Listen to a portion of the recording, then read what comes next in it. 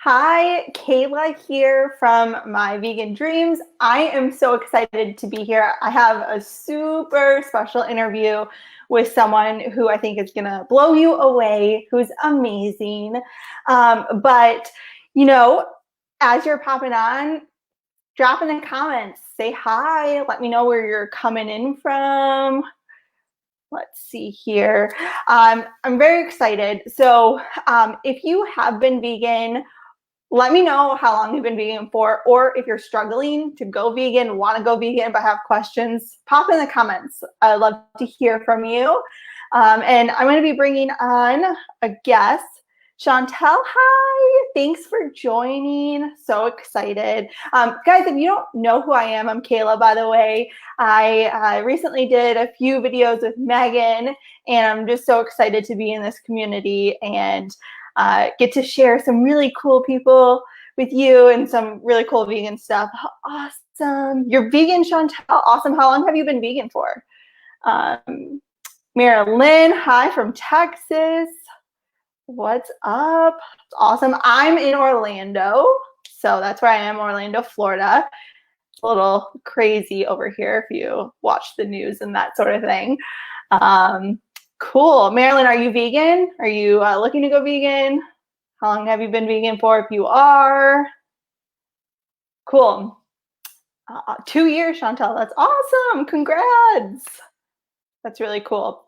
So I'm really excited to bring on this guest. This is someone who has inspired me in many ways, but specifically with helping rescue animals. And, you know, a lot of us go vegan for the animals and, you know, with there's so many different reasons, whether it's health or the environment. But for me, that was really important, is to go vegan for the animals. And, you know, a lot of us who are vegan, you know, will go to different farm rescues or just want to rescue animals in general. And maybe you don't know how to, maybe you want to get involved in animal rights or activism. So this is someone that I think is really going to help you, because she really helped me. And without further ado, I'm going to bring her on. And this is Tanya Freymuth. Freymuth. Corbin decided that he wants to be the star. Hi, Corbin. Hey, everybody was very well behaved until you started talking and they just crashed the video. That's awesome. Corbin. Hey, buddy. Well, thanks. I'm recording. Of course. One thing I did forget to mention in your intro is Live Freely Sanctuary. I don't know how I couldn't, but Tanya did start Live Freely Sanctuary. And Tanya, he's like, just give me kisses, Mom. What are you doing? Okay. Aww. He wants to sit in my lap. That's the thing. We started Live Freely Sanctuary in November 2018, and we're just a micro sanctuary right now, but we're hoping by the end of this year, possibly, that we'll have more land, so we can expand. That's awesome. So I have so many questions for you. I know we've talked a lot, but I have a ton of questions. So how long have you been vegan for? I've been vegan for just over 4 years. And before that, vegetarian for 3 and pescatarian for about a year. Oh, awesome. So, like, what was your vegan journey? Like, how did that unfold? Well, when I was really young, I didn't know what veganism was. I only knew about vegetarianism. So I tried that. I didn't have a lot of family support. And as I got older, I started meeting people who were vegan and talking to people. And I actually had a friend staying with us who was vegetarian. So she helped inspire us. And after we got married, we decided we were going to go vegetarian. And then when we learned a little bit more about the dairy industry, that opened our eyes. And so we made the switch to veganism. And like most people who are vegan, I wish we did it sooner. I don't know how I didn't make the connection sooner, because I loved animals for so long. So I'm just so grateful. It's the best decision I've made in my life. That's awesome. And so it's you and your husband, Mike. Yeah, right? And my dad, actually, he went vegan after having a stroke, and he got off of 5 medications because of it. and he's been doing really well. So yeah, he moved in with us, and he's one of our biggest supporters. Yeah, he's a sweetheart. I know Mike was actually telling me that story when you were over here and she's on the phone. First off, they bring me over. They just stop by my house and bring me over vegan food. And then while we're having vegan food, Mike's telling me, her husband's telling me the story of how her dad went vegan, staying with you guys after his stroke. And I think you were outside finding placement for a rabbit. It's like, Typical day. We found 2 bunnies at home that day, actually. Oh, that's awesome. I didn't know that. Yeah. That's really cool. So, like, did you watch a documentary about the dairy? I watched documentaries after. I learned just through some of the images and just being just being in different groups and getting involved with some Orlando activists. Actually, that's really what helped us learn. And then they turned me on to a lot of the documentaries. And we did watch What the Health and Forks Over Knives. But yeah, I like Cowspiracy and Earthlings, which is a sad one. But yeah, I haven't seen that one. Yeah, those all really are. If you need a little extra push, those are good documentaries to watch. And where are you guys based out of again? We're in Sebastian, but we're going to be relocating probably to the Gainesville area. Oh, very nice. Very cool. So, I know that you've had some health issues of your own. Like, how has that, in being vegan, how has that played a role in that, in your journey? It's helped me a lot with a lot of my symptoms. So I have, unfortunately, multiple chronic illnesses. I have, Corbin's eating Desi's lettuce. I have endometriosis and dysautonomia. And for the endometriosis, I had to have surgery. But when I went vegan, the symptoms improved a lot because dairy causes so many issues as far as reproductive issues and cysts. And as a vegan, I accidentally ate something that was dairy without checking the ingredients, unfortunately. And almost within a day, I developed the worst cyst. It lasted for weeks. And it reminded me how bad everything was before I went vegan. So it just kind of reiterated how much going vegan really helped. Even though I went vegan for the animals, it definitely gave me some improvements with my health as well. Wow, that's crazy. And it's funny because you hear people say stuff about, I've heard some people say stuff about soy and all of that. And same for me, like, it's been way, way better. Yeah, I eat a lot of soy, and I've never developed cysts or anything like that eating the soy. So that's good. It's a plant type of estrogen. It's not the same. Mm-hmm. So I know I want to know more, because when you guys got involved in activism before you started your micro sanctuary, you were helping elephants and you were doing all sorts of different things. Can you share like a little bit about all of that, those stories with us? Yeah, so I got involved with, I learned about the ivory trade actually, and how elephants were on a path to be extinct within about 10 years. So I joined a bunch of different Facebook pages, and I was an admin on the pages. And what we did was we started, it's called, the Global March for Elephants and Rhinos, because rhinos are also poached to a large amount as well. And we do that yearly, and it's in almost every country. There's so many marches, and it's really made a huge impact. We have a great organization that was founded by the wonderful Rosemary Alice, and she actually moved to Africa to help the elephants, and she's been working with people on the ground there. We've done a lot of stuff like that. And then I also got involved in a campaign for an elephant named Sunder, who was in Asia. And there was footage that came out about him being chained to the ground and beaten. And Paul McCartney actually had heard about his story, and he petitioned for his freedom. And nobody followed up. And 3 years later, they found out he was still in the same situation. So I started a campaign, and I had a bunch of amazing women come on, because there was only so much I can do, and they kind of like just, I let them just take over because they just knew what to do. And we had over 6,000 people just taking action, spreading awareness about this elephant. We worked with PETA India. We ended up going to the Supreme Courts, and after a while, we finally were able to get him granted his freedom, and he was moved to a national park in Bangalore. So he's there now, and he's got a girlfriend, and he swims all day. He's doing great. Yeah. And you guys traveled all the way there to see him. So we had a lot of people actually donate for us to be able to go. One of the ladies who led the campaign, she had an incredible idea to collect thank you letters for the people who took Sunder in. So we had letters from people all over the world, and we created a book, and we presented it there, and we also presented it to some of the other people who helped work on his case. So we got to go and see him. We didn't get to see him up close because he was out swimming in the lake, but we were so grateful to see him just doing what an elephant's supposed to do. We got to watch him dust bathe and scratch his butt on a rock. So it was really amazing. Yeah, that was one of the most incredible experiences ever. Wow, that's amazing. And so, like, when you say spread awareness, was it just people sharing the posts and getting? So we had different types of action items where we would create letters for people to send. We would send it to the Forest Department or the High Courts, and we would do something called tweet storms, where everyone would go on Twitter at the same time, and we'd have tweets for people to tweet out and certain news outlets for us to contact.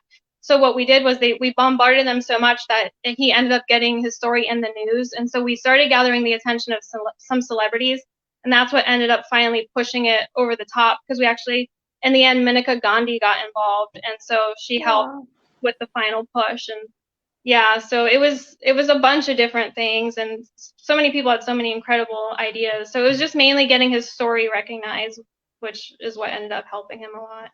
Wow, that's incredible. I remember the first time you told me about that. I was just like, oh, it's so amazing. So, like, was that was all before you guys started your sanctuary, right? Yeah, that was way before. What actually got us inspired in doing everything was we were in South Florida. We were living in Fort Lauderdale, and we started volunteering for a sea turtle organization. And that's where I met a lot of vegan people, and that's where I started getting the influence. And then from there, put me on the path to doing more for elephants. And when we decided to start our sanctuary, we actually were volunteering at another sanctuary to help with the victims from Hurricane Florence. And there were a lot of victims that were in the slaughterhouses there because a lot of the the pigs were just left inside to drown. So some were able to escape, and a bunch of sanctuaries took them in. And so we went to help with that, and that inspired us to finally start the sanctuary. And even though we're really, really small, we're considered micro, but that's one thing we like to encourage people is you don't have to have the ambition to go big. You can stay small. Even if you just rescue a few chickens or some pigs, if you're only able to rescue potbelly pigs, as long as you're zoned and you keep the right amount of animals for your zoning, you can stay small. And one thing we like to do is help anybody with, doing their paperwork if they want to become a nonprofit. And we want to see more sanctuaries, and we need micro sanctuaries. It's super important. Yeah. So how many animals do you have, and what type of animals do you have? Right now we have 39. We have potbelly pigs, roosters, bunnies, a huge sulcata tortoise, and cats and dogs. And the majority are bunnies right now. And you know that story well because you rescued quite a few bunnies from the same situation. Yes.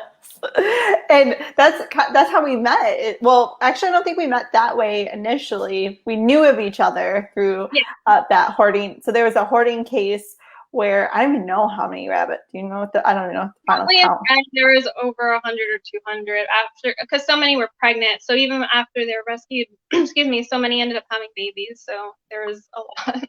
That's insane. And so then you took some rabbits, and then I took some rabbits, and I don't know if is Desi around? Yes, let me see. Show him? I don't know if I can. Let me see if I can flip the camera. I don't think so. Come here, Desi. This is Desi Zoom Zoom. Desi Zoom Zoom in his wheelchair. Oh, buddy. So can you tell us his story? Yeah, so Desi came from the hoarding situation as well. The hoarder actually had the bunnies just running around free in the backyard. And we're in Florida, so it's very hot and not super healthy for them to be out there. So they were digging burrows to keep cool, and some of the bunnies were digging out under the fence. And Desi was one of those bunnies, and he ended up getting hit by a car. And he's one of the lucky ones because a lot of them didn't survive. But when the hoarder found him, he was afraid that he was going to be euthanized if he brought him to a vet. So he just put him in a Tupperware container and let him lay on his side for a month. He didn't give him any pain meds. We knew about him, but we weren't able to get him to surrender him. And then the day we actually got Desi was kind of a crazy day. We had one of our hens passed away. And one of the bunnies that we rescued from that situation, we ended up finding out that he had a major heart murmur. And all of that stuff just started overwhelming me, and it just made me feel like I needed to do more. And so I called the hoarder and I said, I'm picking up that bunny. I already have him scheduled to go straight to the vet and have x-rays. I'm going to be there at a certain time. And because I was so adamant about it, he finally agreed to surrender Desi. And he just let me know he just didn't want him to be euthanized if he had a chance. And we told him we would give him every chance we could. So by that point, when we picked him up, Mike actually had seen him 2 weeks prior, I believe, and Mike said he was at a point where he wasn't doing well, but he started recovering a little bit on his own, and he was moving his back legs, and the x-rays showed he only had fractures. So we started laser treatment and physical therapy, and we built his wheelchair. Hi, baby. And so now he's doing great in his wheelchair. His back legs don't go under like a normal bunny. They just kind of stretch out, and one leg crosses over, but he's fast. He doesn't let it stop him. He'll do his little side head binkies in his chair, and he harasses the cats. He's got best friends, and yeah, he's feisty. And he's improved so much since you guys got him. When we first got him, his front paw was actually bent over, and he was walking like on his wrist. And just 2 weeks of physical therapy, and that was back to normal. I mean, he's improved so much so quickly, and every once in a while he'll stand on his feet and try to tuck them under, and he'll do like one hop. So we still have hope that maybe one day he might be able to get around a little bit better on his own without the chair, but he does amazing in his chair too. Oh, I hear the babies. In the background. So cute. So and then actually how we met is through helping build some pig pens, which that was super fun. But like, and that was something I think did you spearhead that whole thing? Well, I saw somebody from another sanctuary post about it, and they said that they were contacted and the woman needed help. So we ended up saying that we could do all the labor and everything, and it took much longer. We didn't realize that we spent almost 6 months of the whole year working on it. And yeah, that I'm so grateful that we found you that way. That's when we finally first met. And yeah, that was a pretty long project, and it was so sad because the woman had the animals on her property and they were living in terrible conditions, and she didn't expect them to be there when she moved in, and she was a little bit older, so we had to help build pens for them and put up fencing. They all had to be spayed and neutered, and now they're doing really great. There was one pig who was living by himself, and he had a little bit of psychosis in the beginning. He was just pacing so bad. Bob. And he's doing amazing. He's one of the best pigs now. He's so social. He doesn't pace anymore, and he's a little fatty now. He's like yeah, they've come a long way there. They're doing great. Yeah. That's what I love about you. It's just how, Corbin, what are you doing? I love how you just like help and take action. And it's like, and so this year alone, you guys have rescued helped rescue and place over 50 animals, right? Between last year and this year, with mainly the hoarding case with the bunnies, at the end of it, the guy ended up getting evicted, and he didn't tell us until the day before at like 5:30 at night. And so I actually had an appointment that day, so Mike ran over with a few people. And I have to give credit to Ashley Burke. She just started her own nonprofit, Space Coast Bunnies, and she had been working on that hoarding case for about 7 months before we even got involved. And she did an incredible job. So I think she was there that night and a few other people, and they caught almost the rest of the bunnies over a period of a couple days. They had a few more to catch. I think there was about 30. We ended up taking in more than half, and then I think 4 or 5 of them were pregnant. Excuse me. So we had a lot of bunnies here. We sent a few to foster. We got a bunch adopted out right away. And then we rescued Phoenix. He's our rooster. He came from the Kaporo's rituals. He was a Kaporo survivor. He was down in Miami. And Okay, what's that? So the Kaporos is a religious ritual. It's in the Jewish religion where they sacrifice an animal to take out their sins on. And you would think that would be another sin to take an innocent life. So the way they do it though is very abusive too. They swing the chickens around and it's really sad. So we had somebody down in Miami who was able to negotiate the freedom of Phoenix before he was taken into the ritual. So we took him in, and he's been a big pain in the butt. He's super feisty, but we love him so much. And he's gorgeous. He's grown so fast. But yeah, the rituals in New York were much worse, and they did that just out in the streets of New York. So that we know a lot of people who have rescue birds from that situation. But yeah, we took him in, and then we've helped with placement for animals that we can't take in. Even when you're a large sanctuary, you get to the point where you're full. So as a micro sanctuary, obviously, we're full really quickly. And we get contacted almost daily for animals in need. So what we do, and I know you've been a huge help because you've done the same thing, networking and finding placements for animals that we can't take in ourselves. So we've helped place horses, pigs, goats, chickens, more bunnies. Yeah, I can't even remember how many animals, but cows too. So yeah, but that's a big thing too. Other people don't realize is if you can network, you can still save a life if you can't personally take that animal. So get in on all those groups. There's the Emergency Vegan Action Squad. They're really great. They're really awesome with helping with transport and finding homes, and there's a lot of great people to just network with, and even just sharing a post or doing your own post, just get someone's story out there. That's how you can help. Yeah, definitely. And if you want to donate to Live Freely Sanctuary, they do have a Patreon. So if you're like, that sounds all great, Kayla, but I ain't got time. I just want to be vegan, save animals, and give money. You can definitely do that. I see some comments in. Yeah, let me put. I have the link. Let's see if I can put it in here. Okay. I see some comments. I don't know if you can see them, but no, I'm not see the comments. We have Elizabeth. Do you know Elizabeth? She said, Tanya is my hero. I am vegan because of her. Yes. Oh, she's amazing. We love her so much. She's one of our biggest donators. She actually sponsors coconut water for the piggies. We get that every month because of her. Oh, yeah. I didn't know they drink coconut water. Yeah, not too often, but it helps with hydration because our pigs, the two that we rescued together, they wouldn't drink water at all. So we had to kind of entice them. And so now they drink water. Thanks to Elizabeth and her husband, Keith, the coconut water helps. And it also helps with their skin, keeping their skin from being too dry, just having that extra hydration. Aw, that's awesome. And where did you guys rescue your pigs from? So our first pig, Fern, she came from the Humane Society. She was found wandering the streets. We think she was probably dumped.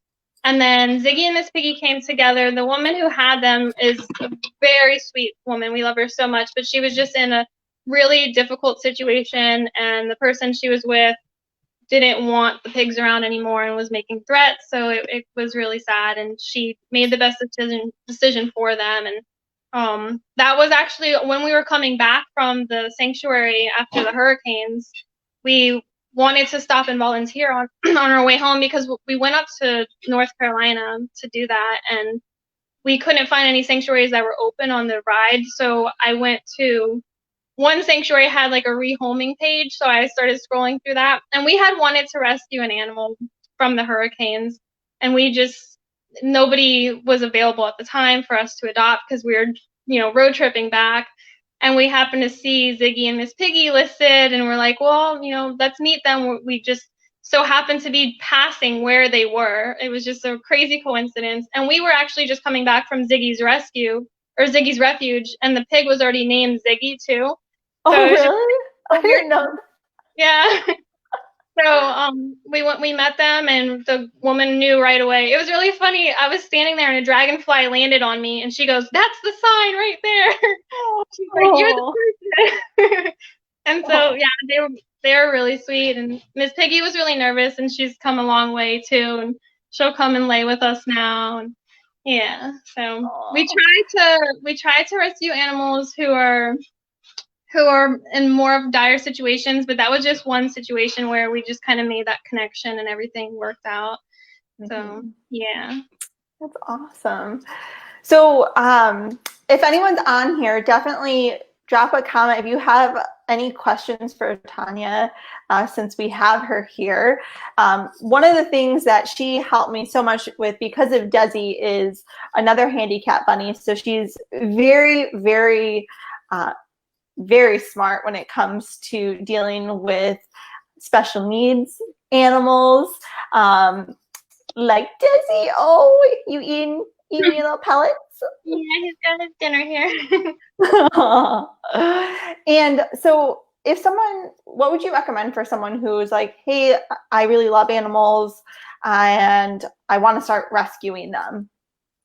Like, how would I go about that? So depending on the type of animals, I would definitely look into what you're zoned for. That's number one. Make sure you're allowed to have certain species. And then as far as finding animals in need, you can actually reach out to sanctuaries. They can usually get you connected with someone. Hi, Corbin. Corbin, you have some advice too? What's up, Corbin, buddy? And then depending on the species too, you can actually, I mean, Facebook is an incredible resource. You can search like a species and you can search rescue, and usually you can find, multiple types of places that offer, animals in need too. So for like special needs animals, definitely reach out to people who have that experience. And there's like wheelchair carts that people make, and that's something we want to eventually do too, is start making that for other sanctuaries and people who can't afford the other types of carts. Hi. I know. Hi, hands boy. I have Mike standing in the background. Oh yes, okay. Mike's in the background giving me hi, Mike. Make sure you have a good vet. That's the number one. A good species-specific vet. Like for bunnies, a lot of people think you can just go to a cat and dog vet, and a lot of times they're misdiagnosed. So make sure you have a good vet. We actually travel an hour and a half for our bunny vet, and then for like our chickens, we drive 3 hours if we need to. So you have to be willing to do that and make sure you're able to have the funds to care for them too. That's the other thing. And I know so what are some of the things that most people don't know? Like, oh, it's all great to like rescue animals, but what are some of the things that people don't share? Usually, as soon as you rescue an animal, there's some kind of emergency. It just never fails. Something always ends up happening. Even if you rescue from another rescue and they tell you that they're in perfect health, that's not always the case. We've had that experience specifically. It's exhausting. You don't get a lot of sleep. You're a slave to the animals, and it's worth it. So there's, we appreciate every bit of time we get with the animals, and, you have to have someone you trust if you do want to leave the animals. So you have to have someone who can take care of them, and you have to be prepared for all type of medical emergencies. If you're looking for property, that's a whole nother story too, because you want to make sure you find something that's zoned and doesn't have flooding and all that kind of stuff. So if you have any questions, if you're ever on the search for property or to start a sanctuary, definitely reach out. I'm trying to think. There's so many things that I know I'm not thinking of right now that I'll remember later. I know there's so much that goes into it. I know one thing that is hard, but that you do really well is saying like, hey, we can't take on anymore, but I can help find placement. And I think that is something a lot of sanctuaries just close the door and say, hey, we can't even help, because they're so overwhelmed with all of the requests every day. But I think that's something that you guys do a really good job.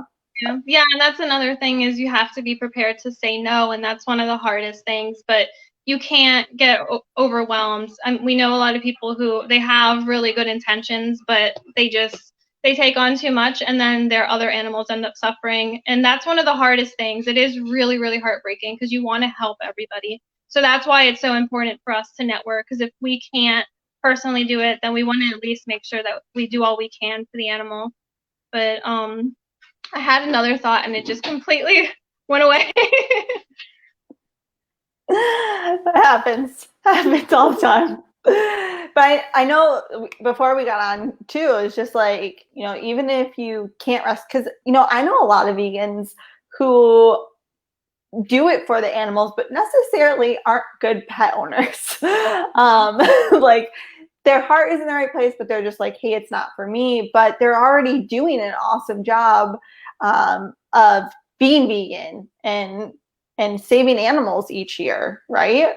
Yeah, so I mean, I wish I had the numbers in front of me, because just being vegan, you know, you're already saving hundreds of animals with the amount of, you know, lives that are being spared that you wouldn't be eating. And then the same thing as far as how much water you're saving with the amount of water that it takes to feed all the animals that somebody would be eating, and the same thing with grain.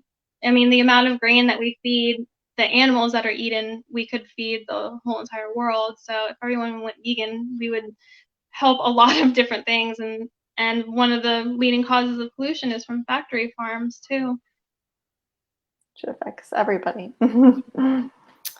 Well, I'm so glad that you guys joined us and shared all this. Hi.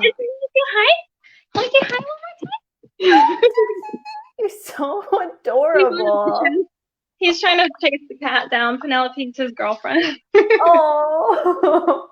Big grim. Penelope, oh my gosh, such a sweetheart. It's a little oasis over there. Yeah. It's crazy. It's chaos all the time. I understand. Whenever we're like on our calls together, we'll be like WhatsApping, and then the other person like, hold on, and there's like a dog barking.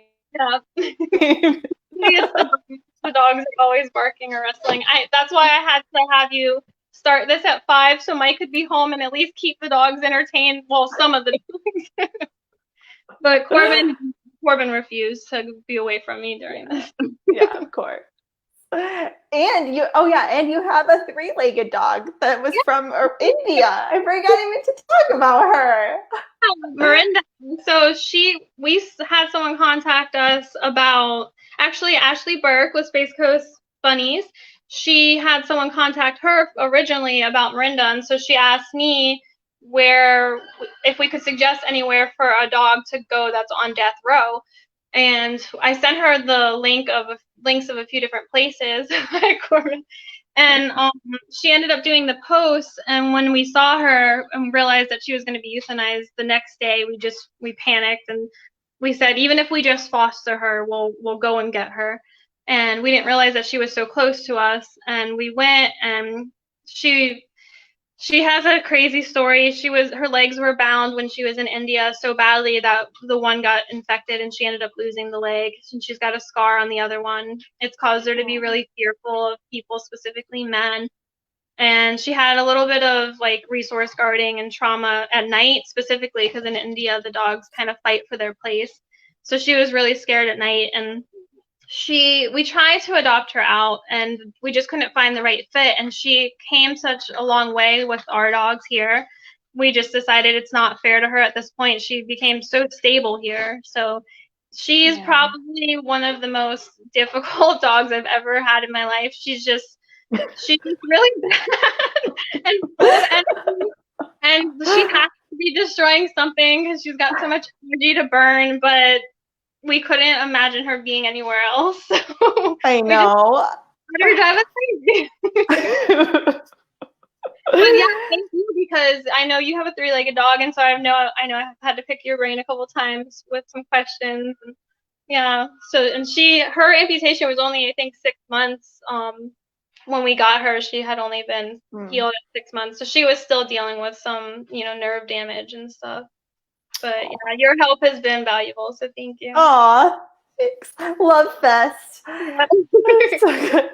And seriously, guys, like, I see we have Elfie on. Elfie. Hi. Oh, she rescues ferrets, guinea pigs, and has one dog. Very Awesome. So cool. First, she was a ferret, and she's actually in our logo. Yes. Remember you guys telling me her story. Yeah. So cool. Well, guys, thank you for, first off, Tanya, thank you for being on and sharing all your wisdom with us. You're just absolutely incredible. And thank you for everyone who's joined us. Definitely check out Live Freely Sanctuary. Check out their Patreon. Feel free to connect with Tanya. She's a great resource to have if you have any questions. Definitely drop them in the comments and we'll answer them there. So Yeah, thank you so much. no problem. Give the babies a kiss for me. Same. I will. All right. Bye, Tanya. Bye, guys.